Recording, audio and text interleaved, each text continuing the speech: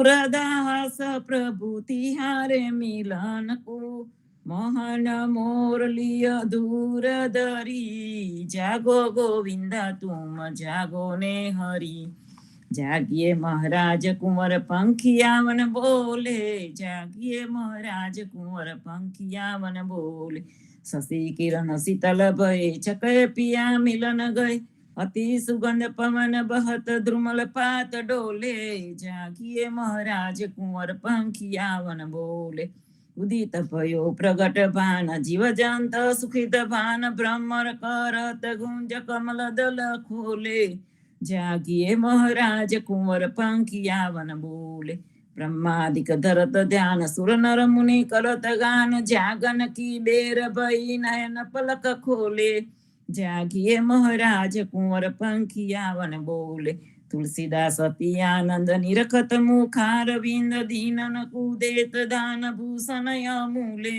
जागिए महाराज कुंवर पंखियावन बोले जागिए महाराज कुंवर पंखियावन बोले आरती श्री जगन्नाथ मंगला करी परसत चरणार विंद आपदा हरी गणन गणन घंट बाजे बेन बंसरी बाजत मृदंग ताल नाद खंजरी दीपक ज्योत जगमगे श्री कंचनापुरी नवबाती अगर तेल पावक जरी इंद्र दमन सिंधु गाजे रोहिणी खड़ी मारकंड श्वेत गंगा आनंद भरी एक नाम तीन लोक 14 भुवन संचराचरी रोम रोम रंकार काहे सुडरे गरुड़ खंब सिंध पोर जातरा भरी हीरा मनेक मोती पना जोत की जड़ी रतन सिंहासन आप बिराजे बेत की छड़ी छपन भोग नीत लागे होत हरि हरि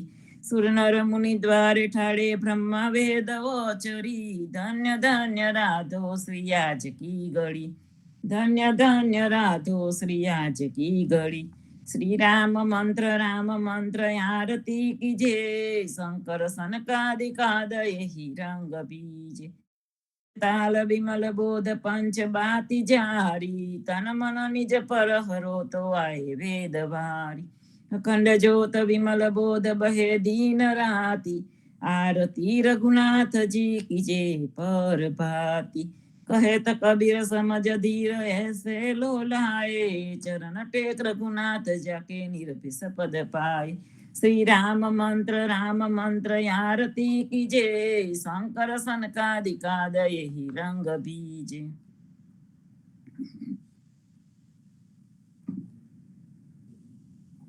राम कबीर धन्य धन्य पद्मनाभने जंगलना छोरसिया આગળ પાછળ ઝાડ ઝુંડને વચમાં પોતે વસિયા વાડીએ જઈએ રે વૈષ્ણવ વાડીએ જઈએ પદ્મનાભના દર્શન કરતા સુખિયા રે થઈએ વાડી તો વૈકુંઠ સરીખી દર્શન દુખડા રે હરિયે અત્યારુને દર્શન દીધું એ જસોદાના છઈએ ગોકુલથી વાલો પાટણ પ્રગટ્યા પદ્મનાભ કહીએ અત્યારુએ પ્રગટ ગુણ ગાયો 28 લઈએ વાડીમાં કબીર બિરાજે સદગુણ જીવન કહીએ ગુરુ ગોવિંદના દર્શન કરતા 84 ટલીએ અધમ ઓધારણ સંકટ નિવારણ ભક્ત વત્સલ કહીએ મોહનના સ્વામીને ભજો રાખો 28 હૈયે વાડીએ જઈએ રે વૈષ્ણવ વાડીએ જઈએ રાધાના મંદિરે હરી ગયા ચોર્યો હૈયાનો હાર કામની કંઠ સોહામનો સુંદરીનો સનઘાર હાલો હરી મારો હારડો અબડાના આધાર હાલો હરી મારો હારડો અગની કરો સહુ એકઠી માહી ગોળાધિકાર લીધો હશે તો દાજસુ દઈશું તમારો હાર ડુંગર ડુંગર ધવ બળે લાગી 14 લાય દાવાનળ હરી પી ગયા તમને શું કરે આગ આપો હરી મારો હારડો અબડાના આધાર નવસે નદીના નીર લાવી દોડી અમને રે પાપ લીધો હશે તો દુઃખ છે દઈશું તમારો હાર 7 સમુદ્ર નવસે નદી ત્યાં છે હરિનો વાસ કઈ રે નદી તમને દુભવે શું કરે સાગર નીર આપો હરી મારો હારડો સાપ કરો સહુ એકઠા મારે કંઠ લગાવ લીધો હશે તો ડંખ છે દઈશું તમારો હાર કાલિન્દ્રીમાં જંપલાવિયા નાથ્યો વાસુકી નાગ નાગનાથી કર્યને તરા તમને શું કરે સાર આપો હરી મારો હારડો રાધાના બોલડે હરી રીજયા રીજ્યાયંતર જામ હાર આપ્યો હરિએ તત્ક્ષણ નરસૈયાનો શ્યામ આપો હરી મારો હારડો ઘડી ઉપર ઘડિયાળા વાગે ઉમર ઓછી થાય રે આય અવસર છે હરિ ભજવાનો કહો ને કેમ રહી સુઈએ રે નાના થકી મોઘેરા કીધા માતા મંગળ ગાય રે કાળ અવસર કોઈ નવ દેખ્યો અચિંતો વલી આવે રે સંસાર સગડો કાળે ખાધો આખર મસ્તક કૂટો રે જમદૂત તો જોતા રહેશે હરિને નામે છૂટો રે હરિને ભજીએ ભવ જલ તરીએ નર હરિને નમીએ રે લાડ કોડ તો લક્ષ્મી વરના રમાડે તેમ રમીએ રે હરિને ભજીએ બીજું તજીએ માયા મોટી ખાય રે દેખત પેખત ડૂબકા મારે દુનિયા બુડી માહે રે કોઈએ કાયા બાળી રે જાલી કોઈએ કાયા દાટી રે પવન મળતો પવન જાશે માટી મળતી માટી રે આય અવસર છે હરિ ભજવાનો જોજો મન વિચારી રે જે જન હરિનું સ્મરણ ભૂલ્યો જીતી બાજી હાર્યો રે નરસૈયાનો સ્વામી સાંભળ્યો વેદ પુરાણે સાચો રે જમના સિર પર પગલું દઈને વેગે વૈકુંઠ જાસો રે ઘડી ઉપર ઘડિયાળા વાગે ઉંમર ઓછી થાય જીવનજી મહારાજ માગું શરણું તમારું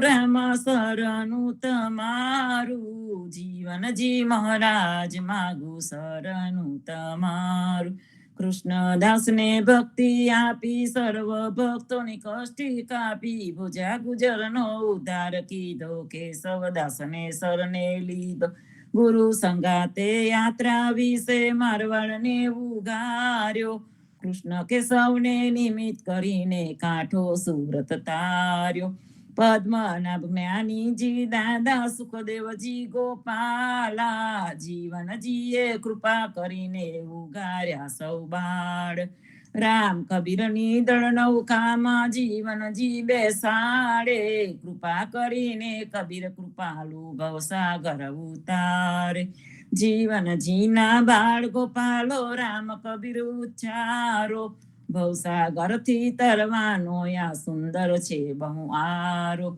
અનન્ય ભક્તિ નમ નિષ્ઠાને સતસંગતને ધારો અવિશ્વાસને દૂષિત ભોજન સલીલ સંગને ટાળો નિશંક હોઈને ભજન કરો તો નામ ફળે તત્કાળ મુજ પાપીને શરણે લીધા એવા દીન દયાળુ સદગુરુ જીવન છો નિજ નામ જીવન કૃષ્ણ જીવન રામ સદગુરુ જીવન છો નિજ નામ જીવન કબીર જીવન રામ હરમા બાપર કૃપા કરીને કાનમ પાલ ઉગાર્યા જીવનજી મહારાજ માગું શરણું તમારું શ્રી જીવન શ્યામ ને દ્વારકાદાસ રાઘવ વસંત ને નરસિંહદાસ ભગવાન રઘુનાથ ને શ્રી જગન્નાથ જગદીશ ચંદ્ર તે સુદય દુનાથ જગદીશ ચંદ્ર તના પ્રેમ જીવનદાસ નાય પૂર્વદાસ એ છે જીવનજીનો પરિવાર ગુરુ પરંપરાનો વિસ્તાર ગુરુ પરંપરા જે જન ગાય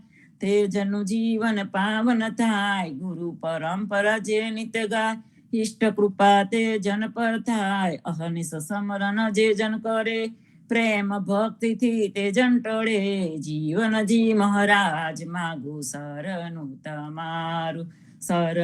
તમારું રામ શરણું તમારું જીવનજી મહારાજ માગું શરણું તમારું સ્વામી કૃપા કરો અતિ ઘની સ્વામી રે મારા સ્વામી કૃપા કરો અતિ ઘની ભાજો કુવિચાર અચલ ભક્તિ દેતા હે જે છે મુક્તિ ભંડાર પાએ લાગી કરું વિનંતી સ્વામી કૃપા કરો અતિ ઘની સ્વામી રે મારા સ્વામી કૃપા કરો અતિ ઘની ભાજો કુવિચાર અચલ ભક્તિ દેતા હેરી જે છે મુક્તિ ભંડાર પાએ લાગી કરું વિનંતી આનંદ આરતી હર ખય પારા હરિજન આયે મેરે પ્રાણ આધારા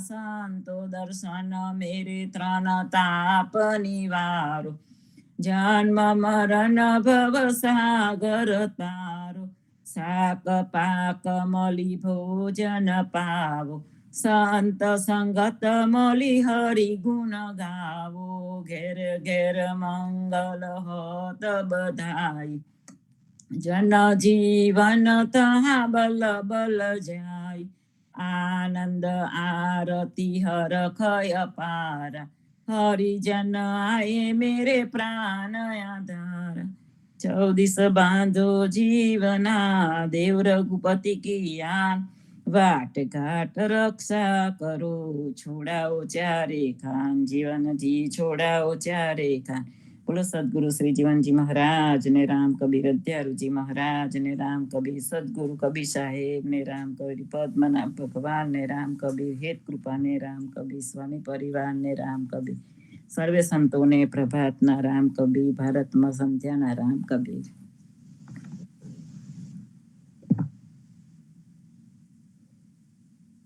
સદગુરુ શ્રી જીવનજી મહારાજ ને રામ કબીર નામદેવ કબીર ને રામ કબીર હેત કૃપા ને રામ કબીર પુણ્યાત્મા સ્વામી પરિવાર ને રામ કબીર સર્વે સંતો ભક્તોને પ્રભાતના રામ કબીર સંતો પૃથ્વી વિવાહ પદ્મનાભ અધ્યાયજી કીર્તન અને એનું આ પુસ્તકમાં જે અનુવાદ કર્યું છે પૂજ્ય જગદીશ મહારાજે સમજાવેલું અને એ જ વાંચનના ક્રમમાં સમજવા કોશિશ કરીશું. આજે આપણે વર્ષો પહેલા પૂજ્ય જગદીશ મહારાજે મંગલાચાર વિધાન એટલે કે પૃથ્વી વિવાહ પદ્ધતિ એ વિશે જે પ્રસ્તાવના લખેલી એને વાંચનમાં લઈશું. મૂળ હિન્દીમાં હોય, આપણે હિન્દીમાં જ એને વાંચીશું અને સમજવા કોશિશ કરીશું. भारतीय संस्कृति में जन्म से लेकर मरण तक जीवन में आने वाले विविध प्रसंग अंतर्गत हर एक प्रसंग के अनुरूप संस्कार को प्रदान करने का विधि विधान का प्रबंध किया गया है. कर्मकांड रहित उदा भक्त संप्रदाय के सिद्धांत अनुसार उदा भक्तों के लिए प्रत्येक प्रसंगों को कर्मकांड से दूर रखा गया है. कर्मकांड के प्रखर नियंता ब्राह्मणों की इसलिए उदा भक्त को आजीवन आवश्यकता नहीं है. समग्र भारत में सभी समाज वाले ब्राह्मण के सिवा किसी भी धार्मिक क्रिया खुद स्वयं नहीं कर सकते, लेकिन उदा भक्त समाज में साक्षात कर्मकांड का प्रकट स्वरूप ब्राह्मण को और वैदिक विधि को सदंतर जीवन भर दूर रखा है. मानव जीवन में लग्न विवाह बहुत विशिष्ट उत्कृष्ट प्रसंग होता है. सभी लोग इसको आनंद उल्लास का मौका समझते हैं, लेकिन लग्न के बारे में अधिक से अधिक सावधान रहना चाहिए. लग्न कुछ मामूली गुड़िया गुड़ी का खेल नहीं है. ये बच्चों का खिलौना वाला डिंगला डिंगली का शादी जैसी चीज नहीं है. लग्न तो मानव जीवन का श्रेष्ठ अवसर है और लग्न विधि होनहार दंपति को जीवन यात्रा का सही मार्ग दिखलाती है. विषय विकारों की उत्तेजना बढ़ाने के लिए नहीं, किंतु मर्यादाओं का ख्याल रखकर विवाहित जीवन व्यतीत करने की भावना की अतिशय अधिक से अधिक अपेक्षा समाज वाले नव दंपति से रखते हैं. उत्तम संस्कारों का सिंचन लग्न विधि द्वारा किया जाता है. कर्मकांड में ब्राह्मण लोग संस्कृत भाषा में विधि कराते हैं और अग्नि की साक्षी बीच में रखते हैं. प्रेम एक अनेरी चीज है. प्रेमी जन के बीच में किसी की भी साक्षी की जरूरत नहीं होती है. अगर प्रेमी जन प्रेम की विश्वसनीयता के लिए बीच में किसी की अपेक्षा रखेगा, तब यह प्रेम सच्चा प्रेम कहलाने योग्य नहीं हो सकेगा. सच्चे प्रेम में किसी की दरमियानगिरी चलेगी नहीं. प्रेम तो खुद के दिल में से निकलता है. उदा भक्त समाज में बाह्याचार आडंबर का कोई स्थान नहीं है. भक्त समाज में से किसी भी भक्त लग्न विधि करा सकते हैं. कृत्रिम चौरी इत्यादि नहीं है. संस्कृत भाषा में विधि नहीं है, लेकिन गुजराती भाषा में यह विधि होती है. इसमें भावात्मक क्रियाओं का उच्चारण करते हैं. अपनी भावना जन्म मरण रूपी चारों खानी में अंग शरीर को धारण न करना पड़े, ऐसी भावात्मक चौरी का वेदी का उल्लेख किया गया है. खाण चार संग तणी करो ने चोरी।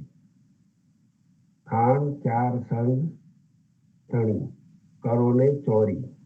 जीवन को भक्तिमय बना के जन्म मरण के चक्कर से बचाने के लिए दंपति को शिखामन वाले उपदेशात्मक वचनों को उच्चारते हैं।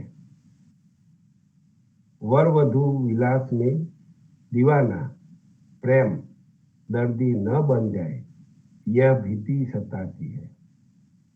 इसलिए तृतीय मंगल फेरे में, तीसरे फेरे में बिच्छू का दबाने की क्रिया करते हैं। 4 पदार्थों के अंतर्गत तीसरा पदार्थ काम आता है। अर्थ, धर्म, काम और मोक्ष। इस भावना के अनुसार काम रूपी बिच्छू की कल्पना की गई है। डर रहता है कि संपत्ति विषय भोग में अत्यंत पागल बन जाएगा, तब संसार का काम बिगड़ जाएगा। इसलिए काम वासना के आवेश को नियंत्रित रखना चाहिए। ब्राह्मण लोग दूल्हा की कलाई में नैन फल, मदन फल बांधने की फर्ज पाड़ते हैं, लेकिन मदन फल में कामोत्तेजना का गुण है, इसलिए इसको इस्तेमाल करते हैं। सही पूछो तो कामोत्तेजना के लिए ऐसे प्रयास की जरूरत नहीं है, और कामोत्तेजक बन जावे ऐसी भावना भी ठीक नहीं है। इसके खिलाफ तो दूल्हा कामोत्तेजक में उन्मत्त न बन जावे ऐसी भावना रखनी चाहिए। इसलिए बिच्छू को दबाने की क्रिया के भीतर काम वासना के समय सोच समझकर व्यवहार करने की परोक्ष सूचना श्रेष्ठ है। लग्न विधि के अंतर्गत समय वर्ते सावधान, ये शब्दोच्चार बारे में सुना गया है कि समर्थ रामदास स्वामी इन शब्दों को सुनकर लग्न मंडप से भागे थे। वैसे ही ज्ञानी जी महाराज भी लग्न मंडप में से भाग निकले थे। इन शब्दोच्चार का नतीजा कुछ और है।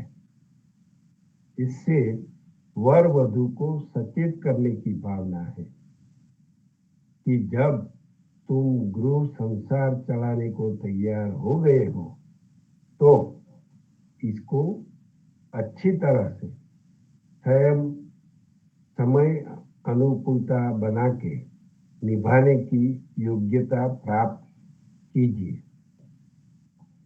सावधान शब्दों को लग्न विधि के बीच में बोला जाता है, क्योंकि शादी की उत्साहपूर्ण तैयारियों में लगे रहे होंगे तथा मध्य रात्रि जैसा समय होगा तो दूल्हा दुल्हन को निद्रा का झोंका भी आ सकता है, और लग्न विधि द्वारा महत्वपूर्ण शिखामन देने जा रहे होंगे तब वे दंपति को सचेत करने के लिए भी सावधान शब्दों को पुकारा जाता है। मतलब अब जो कुछ हम कहने जा रहे हैं उसको ध्यान से सुनिए। सावधान वाला चरण बोलने के बाद हस्त मिलाप कराने की विधि आती है। उसी समय दुपट्टा का अंतरपट रखा जाता है। इससे यह भाव सूचित होता है कि व्यवहार काल में पति पत्नी को दूसरों से छिपाकर निजी मिलन करना चाहिए। हस्त मिलाप के बाद कन्या दूल्हे को कौसा खिलाती है, ऐसी विधि आती है, और बाद में दूल्हा भी कन्या को कौसा जिमाता है।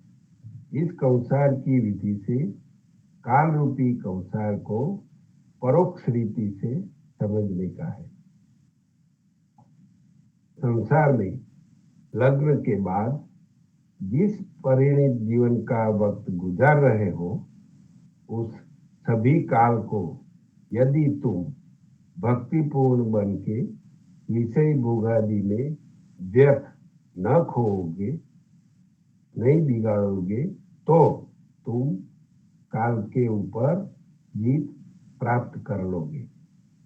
जीवन में सावधान व्यक्ति जीवन की हर पल को भक्ति करने में बिताने से काल का ग्रास बनेगा नहीं, लेकिन काल को ही अपना ग्रास बना देता है।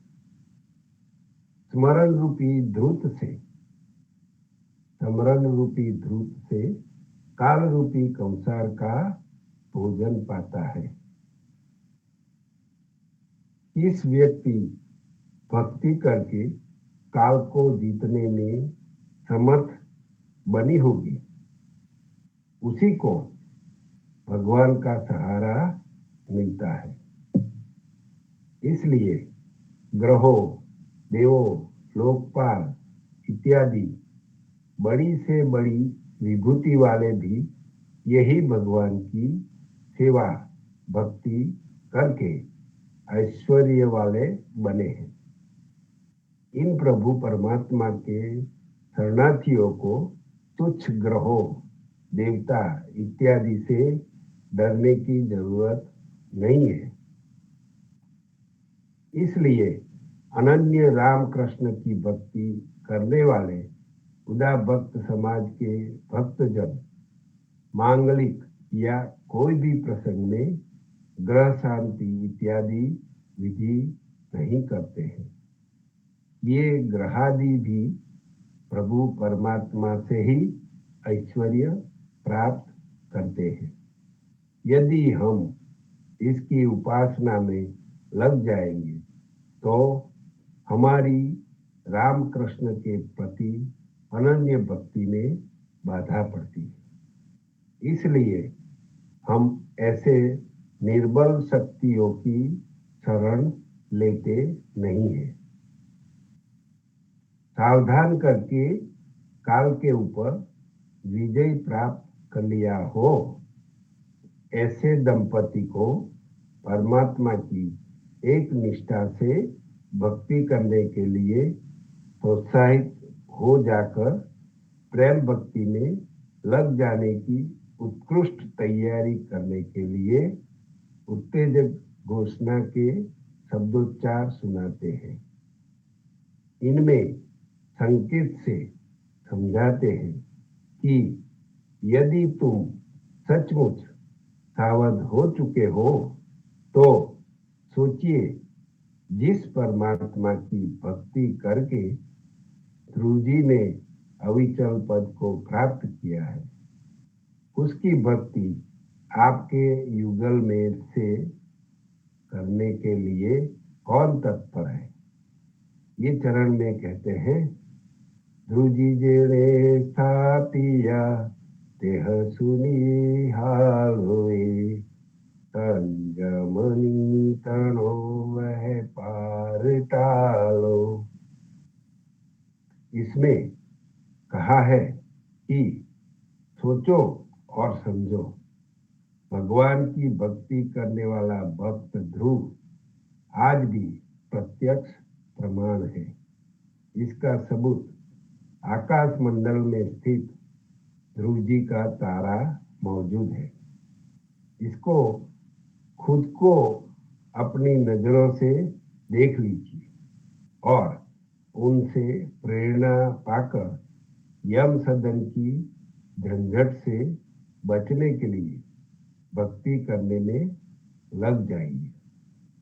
इस वाक्य की पंक्ति के उच्चार सुनते ही इस युगल में से कौन सबसे अधिक चपल है, इसकी कसौटी होती है। इसलिए इन दोनों में से कौन पहला खड़ा हो जाता है, ये देखा जाता है और ऐसी मान्यता है कि जो पहले खड़ा होगा वो ही घर संसार का संचालन करने में आगे रहेगा। यदि कन्या पहली खड़ी हो जाएगी तो उसकी सत्ता घर के कारोबार में अधिक होगी और लड़का खड़ा हो जाएगा तो उसका प्रभुत्व अपनी पत्नी पर चला सकेगा। इसी वक्त बारात के दोनों पक्ष वाले में जिसका पात्र पहला खड़ा होकर अपनी जीत दिखाता है उनके पक्ष वालों में बड़ी खुशी हंसी इस माहौल में हो जाती है। जब दोनों खड़े हो जाते हैं तब उनको 4 मंगल फेरा फिराते हैं। इसमें भी एक संकेत है। 4 मंगल फेरे से 4 प्रकार के पुरुषार्थ में उनको प्रवृत्त किया जा रहा है और 4 पुरुषार्थों में से तीसरा पुरुषार्थ अर्थ धर्म के बाद काम आता है। इसी वक्त कन्या का भाई आकर दूल्हे का पांव दबाते हैं। इससे यह संकेत है कि खबरदार जरा सोच समझकर इस काम के भीतर प्रवेश कीजिए। काम में लग जाने में कहीं अतिरेक न हो जाए इसका ख्याल रखकर आगे बढ़िएगा। वर अपने साले को खुशी से बख्शिश देकर उनको विदा करता है। बाद में चौथा मंगल फेरा जो चौथा पुरुषार्थ माना जाता है ये मोक्ष का मंगल फेरा पूरा करता है। यदि काम जैसा पुरुषार्थ करने में तुम केवल कामी ही बने रहोगे तो तुम्हारा पतन हो जाएगा और मोक्ष के पंथ में प्रवेश करने में असफल हो जाओगे। खुदा भक्त समाज अपना इष्ट देव रामकृष्ण की अनन्य उपासना करने में मानते हैं। इसलिए विवाह में और किसी भी प्रसंग में गणपति की उपासना नहीं करते हैं। गणपति को विघ्नहर्ता देव मानकर लोगों में उनकी मांगलिक प्रसंग में सबसे पहले पूजा की जाती है। खुदा भक्त समाज वाले तो गरुआ गणपति को ही स्वीकारते हैं और ये गणपति तो अपना गुरु है। यदि गणपति को विघ्नहर्ता समझकर उनको प्रथम पूजा करेंगे तब हमारी रामकृष्ण की अनन्य भक्ति की निष्ठा का भंग होता है। अपना गुरु और भगवान गोविंद से बढ़कर और कोई भी दुनिया में अपना उद्धारक नहीं है। गणपति भी जिसकी उपासना के बल से विघ्नहर्ता बने हैं उसी ही परमात्मा की जब हम भक्ति करते हैं तो फिर गणपति की खुशामद करने से कुछ भी फायदा नहीं है। उल्टा उनकी पूजा करने में हमारी अनन्यता खंडित होकर टूट जाती है। जब अनन्यता टूट जाएगी तब भगवान का शरण छूट जाएगा और गणपति ही उन भगवान के बल से ही हमको सहाय करते हैं। जब भगवान ही हमारी शरणागति का स्वीकार नहीं करेगा तब गणपति जैसे हमको कैसे बचाएंगे। इसी समझदारी से गणपति की यदि हम पूजा प्रथम नहीं करेंगे तब भी हमें किसी भी विघ्न का डर नहीं होगा। खुद भगवान हमारी सभी जवाबदारी निभाते हैं। तब फिर बीच में निर्बल देवताओं की सहायता मांगने से कुछ फायदा नहीं है। उल्टा भगवान की सहायता भी ऐसा करने से खो देता है। इसलिए आन देव की उपासना से केवल नुकसान ही भोगना पड़ेगा। ब्राह्मण लोग गणपति इंद्रादि सभी देवताओं की पूजा कराते हैं। कर्मकांड की ऐसी कोई भी क्रिया की हमें जरूरत नहीं है। भले ही सब लोग देवी देवताओं को सद्गुणी समझते होंगे, लेकिन देवता लोग खुद ही काल से बचने में सलामत नहीं है, तो फिर ये निर्बल विभूति का ऐश्वर्य हमें कैसे बचा सकेगा। खुदा भक्त तो सर्वसत्ताधीश ऐसे परब्रह्म परमात्मा के ही शरण में जा चुके हैं। फिर उन क्षुल्लक देवता जैसे अल्प आत्माओं द्वारा अपने उद्धार की अपेक्षा रखने से हमारा कुछ भी कल्याण नहीं होगा। उल्टा उन देवताओं के साथ हमारा भी पतन को न्योता देंगे, हमारे ही पतन को न्योता देंगे। देवता लोग मानव समाज पर अपनी मनमानी चलाते हैं और निर्बल मनोबल वाले मानवों का कल्याण करने के बजाय उनको सताते हैं और उन्हों से अपनी उपासना कराने की सिरजोरी करते हैं। ऐसे मनमानी वाले देवता यदि कोपायमान होते हैं, तब ऐसे निर्बल भक्त लोगों को हैरान परेशान कर डालते हैं। लेकिन हम जैसे अनन्य निष्ठा वाले ऊपर उनका बल नहीं चलेगा।